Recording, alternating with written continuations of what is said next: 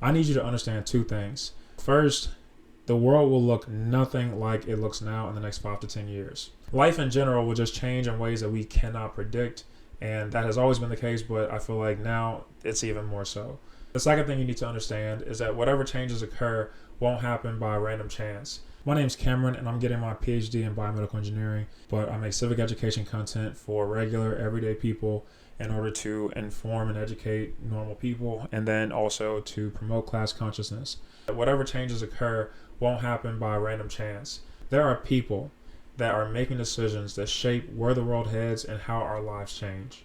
If you're one of those people who feels like I'm just not into politics or I hate politics, but you're also scared to go to the doctor's office because you feel like the bill that you might receive at the end of the visit might be too high for you to pay, or you feel like you don't understand why we're so polarized right now and it feels like everybody hates each other more than they usually do, or you feel like you're concerned about AI and what it might mean for your job and your future ability to make a living. Those are circumstances that are a direct and sometimes indirect result of specific people's decisions. They aren't happening arbitrarily by random chance. There are people right now making decisions about how much a doctor's visit will be going forward. There are people who are making decisions about whether or not healthcare companies or health insurance companies will be required to cover care for certain types of medical conditions. There are people who own and run social media companies whose whole business model is to keep us angry at each other in order to keep us on the platforms longer so that they can sell ads and make more money. There are people who decide if and how much to regulate those companies and the people who own those companies in order to prevent general societal harm. There are people deciding right now the ways you will be impacted by AI, and there are people deciding if anything will ever be done about it. To that end, here's some news that you just need to be aware of. Recently, the news broke that President Trump is planning to pass an executive order that limits all states from being able to pass any AI regulation at the state level. If that sounds familiar to you, that is because there was already an attempt to do this in the big, beautiful bill that was passed earlier this year, where they put a provision into the bill in the House that got struck down in the Senate before President Trump signed it into law, that was basically saying that there was not going to be any state level AI regulation allowed. Also, technically, an executive order isn't a national law. It's more just an order for the executive branch to carry out.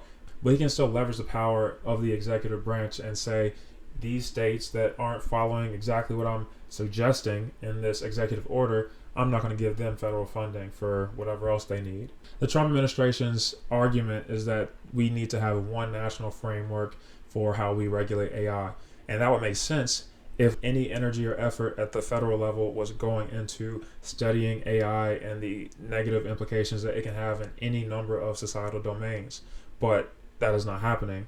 And AI as a technology is already so pervasive. To prevent states from being able to regulate AI in any capacity is insane, because there's no way there is going to be a federal law that can account for all the different ways that AI can impact people on a national level, but also on a state and local level. Now, why would Trump make this decision?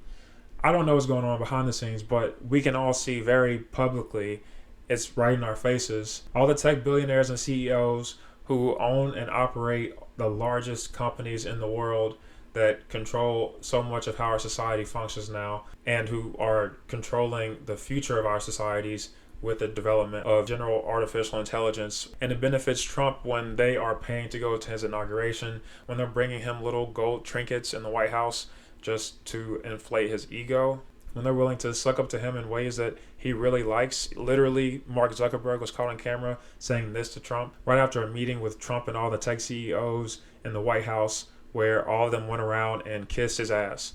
How much are you spending, would you say, over the next few years? Oh, gosh. I think it's probably going to be something like, I don't know, at least $600 billion through 28 in the U.S. Yeah. It's a lot. No, it's significant. I wasn't ready to do it for announcement. He said I wasn't sure whatever you wanted to say. When the richest man on earth spent more than any individual person in human history on an election to get Trump elected, and then to literally jump into the government and start running things behind the scenes in ways that favored his companies directly, it's pretty obvious what masters the president serves. And it's not just the current president, it's all the previous presidents before him.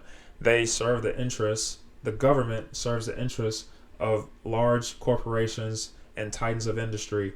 They serve the interests of the extremely wealthy. And the interests of those people, like the people who own all the AI companies, is to make more money, regardless of the consequences for you. The point of this executive order is that they want as few people keeping tabs on them and restricting or regulating them in any way. So in 5 to 10 years, when you look around and everything is different, but not in the ways that you would have preferred, not in ways that benefited you, just know that there are going to be people who do benefit. There are going to be people who are living great lives, and those people are going to be the richest among us.